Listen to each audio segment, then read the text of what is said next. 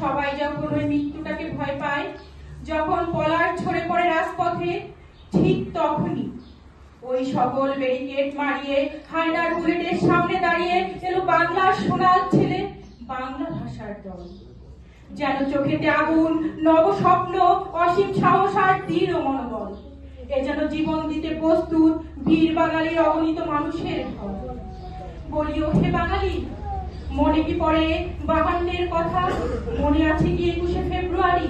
মনে কি পড়ে 8ই ফাল্গুন ভাষার জন্য রাজপথে যখন চলেছিল 1 থেকে 2, 2 থেকে 4, 4 থেকে 8, আর 8 থেকে ফাল্গুন, আর এই ফাল্গুন থেকে দ্বিগুণ? বলি, মনে আছে কি ধীরেন্দ্রনাথ দত্তের প্রলয়ঙ্করী নাকচ হুঙ্কার, মিছিলে পড়ে থাকা রফিক, শফিক, সালাম, বরকত, জব্বার?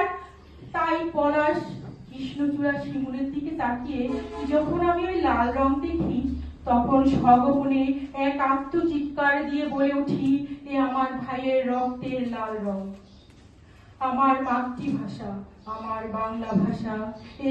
এ আমার ভাইয়ের রক্ত দিয়ে কেনা। এই 21 আমার ভাইয়ের বুকের বুলেটে বেঁধা রত্ন স্নাত রাজপথ। এই 21 আমার শত প্রেরণার উজ্জীবিত মুক্তির শপথ। এই 21 শুধু ভাষা কিংবা শব্দের লড়াই নয়, এ যেন অস্তিত্বের লড়াই, এ যেন চেতনার লড়াই, এ যেন আত্মমর্যাদার লড়াই। বাঙালির অহংকার যে তার গর্ব। এই 21 আমার ভাইয়ের রক্তে ভেজা শিমুল, পলাশ কিংবা কৃষ্ণচূড়ার লাল রঙে লেখা রক্ত স্নাত আত্মত্যাগের মহাকাব্য। ধন্যবাদ সকলকে।